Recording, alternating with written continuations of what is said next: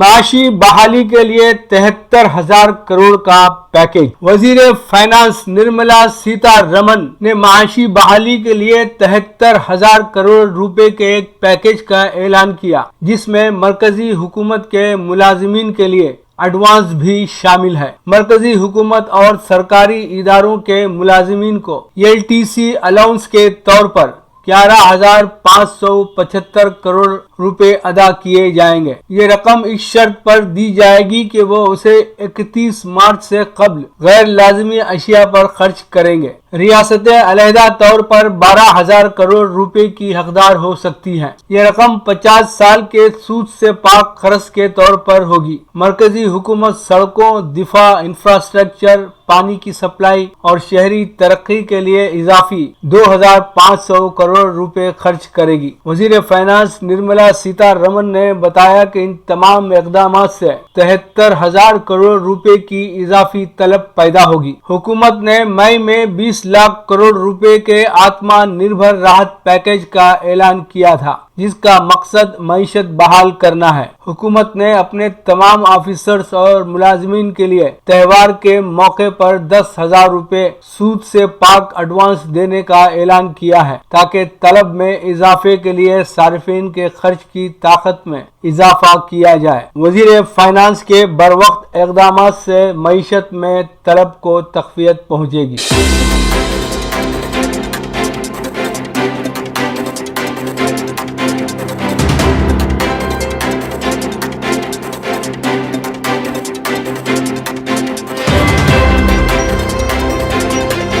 معاشیات کا نوبل انعام 2 امریکی ماہرین کے نام۔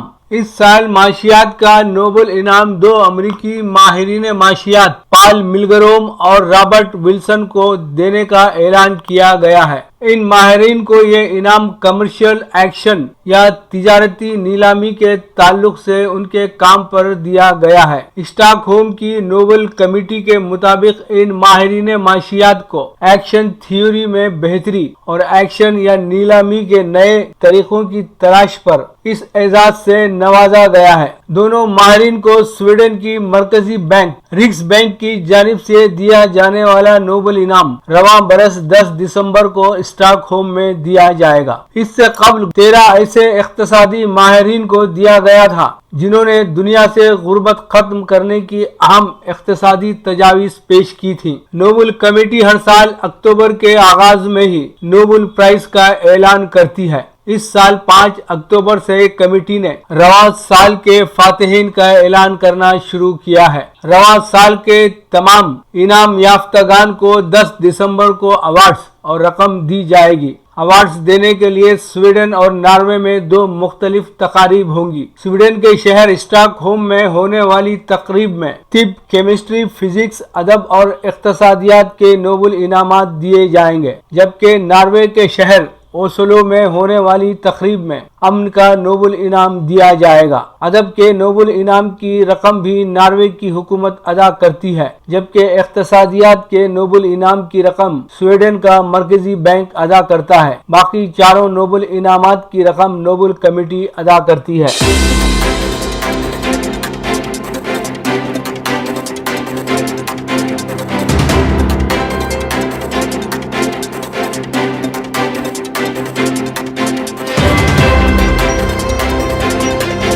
سوڈان کو بلیک لسٹ سے نکالنے کا مسئلہ اسرائیل سے تعلقات سے مشروط نہ کیا جائے۔ سوڈان کے وزیر اعظم نے کہا کہ ان کے ملک کا نام دہشت گردوں کے حامی ملکوں کی امریکہ کی بلیک لسٹ سے نکالنے کے مسئلے کو تل ابیب سے تعلقات کے قیام سے نہیں جوڑا جانا چاہیے۔ سوڈان کے وزیر اعظم عبداللہ حمدوک نے کہا کہ امریکہ کی بلیک لسٹ میں سوڈان کا نام باقی رہنے سے جمہوریت کی جانب اس ملک کا سفر خطرے میں پڑ جائے گا۔ یاد رہے کہ 1993 میں امریکہ نے دہشت گرد گروہ القاعدہ سے تعلق کے بہانے سوڈان کا نام دہشت گردوں کے حامی ملکوں کی اپنی بلیک بلیک لسٹ میں شامل کر لیا تھا۔ عبداللہ حمدوک نے کہا کہ سوڈان کے لیے پابندیاں توڑ دینے والی رہی ہیں اور اس بلیک لسٹ سے اس کا نام حذف کیا جانا چاہیے۔ سوڈان کے وزیر اعظم نے 20 سال قبل القاعدہ کے سرغنہ اسامہ بن لادن کو سوڈان سے نکالے جانے کی طرف اشارہ کرتے ہوئے کہا کہ ہم الگ تھلگ پڑ گئے ہیں۔ سوڈان کے عوام کبھی بھی دہشت گرد نہیں تھے اور اسامہ بن لادن کو پناہ دینا عمر البشیر کی حکومت کا کام تھا جس کا تختہ الٹ چکا ہے۔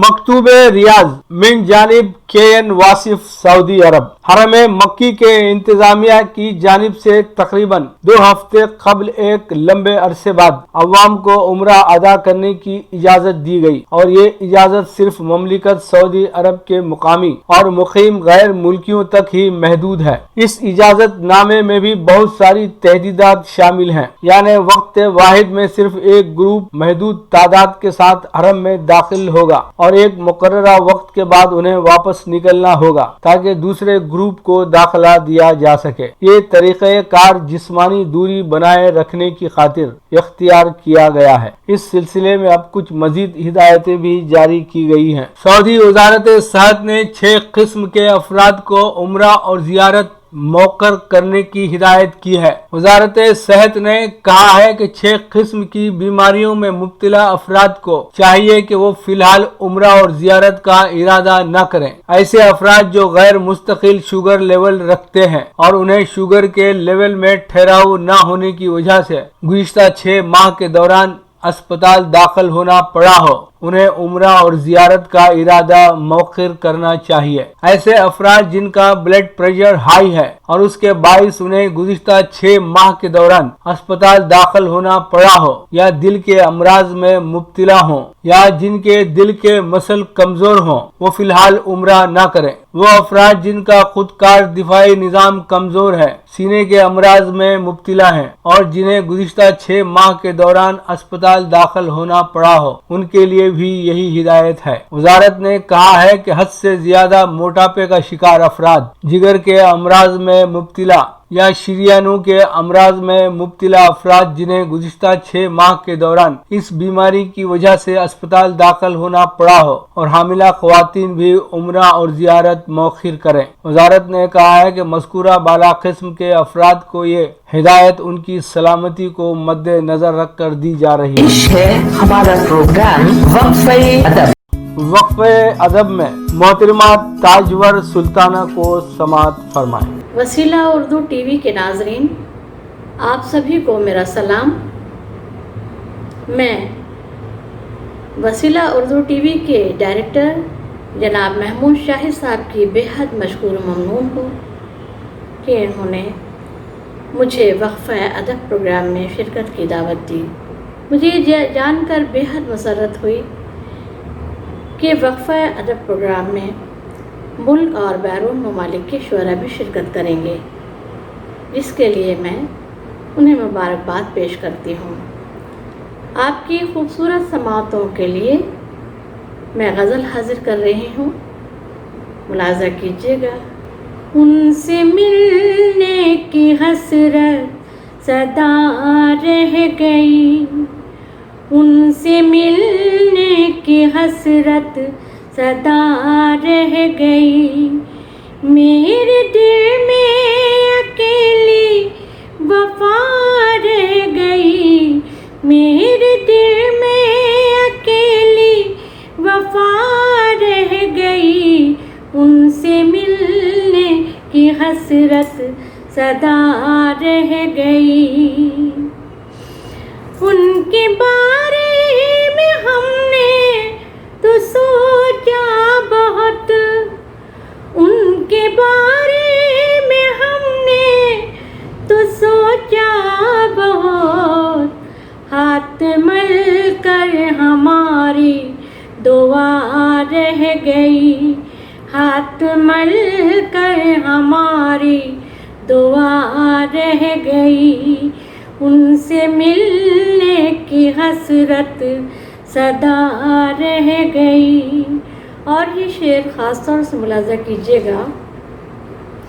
رکھتے ہیں کچھ گنہگار بھی نیکیاں، رکھتے ہیں کچھ گنہگار بھی نیکیاں، ذکر کرنے کو بس کیا خطا رہ گئی، ذکر کرنے کو بس کیا خطا رہ گئی. ان سے ملنے کی حسرت صدا رہ گئی. اور یہ شعر بھی خاص طور سے ملاحظہ کیجیے. چھوڑ کر جانے والا سلامت رہے، چھوڑ کر جانے والا سلامت رہے، چھوڑ کر جانے والا سلامت رہے. دل میں محفوظ ہر ایک ادا رہ گئی، دل میں محفوظ ہر ایک ادا رہ گئی. جل گئی وہ ہماری خوشی دیکھ کر، جل گئی وہ ہماری خوشی دیکھ کر، ان کے ہونٹوں پہ آ کر دعا رہ گئی، ان کے ہونٹوں پہ آ کر دعا رہ گئی. ان سے ملنے کی حسرت صدا رہ گئی. آخر شعر ملاحظہ کیجیے گا. ان سے ملنے کی حسرت صدا رہ گئی. 5 تاروں کی باتیں وہ کرتے تو ہیں، 5 تاروں کی باتیں وہ کرتے تو ہیں، گھر میں لیکن پرانی فضا رہ گئی، گھر میں لیکن پرانی فضا رہ گئی. ان سے ملنے کی حسرت صدا رہ گئی. کیا یہ دنیا یہ عیش و طرب یہ ہوس، کیا یہ دنیا یہ عیش و طرب یہ ہوس، تاج سینے میں یاد خدا رہ گئی، تاج سینے میں یاد خدا رہ گئی. ان سے ملنے کی حسرت صدا رہ گئی. ہنسنا ہنسانا ایک فطری عمل ہے. جہاں پر طنز کے تیر ہوں اور مزاح کی چاشنی ہو، انسان کی ذہنی کیفیت مالا مال ہو جاتی ہے. بازار میں جو ہے ٹریفک جو ہے معمول کے مطابق چل رہی ہے. ایک آدمی گر گیا بے ہوش ہو کے، سب لوگ گھیر لیے. کیا ہوتا اکثر سب گھیر لیتے. کوئی بولا باز ہٹو باز ہٹو، ہوا نے دو ہوا نے دو. کوئی بولا پانی پلاؤ، کیا پانی پلاؤ.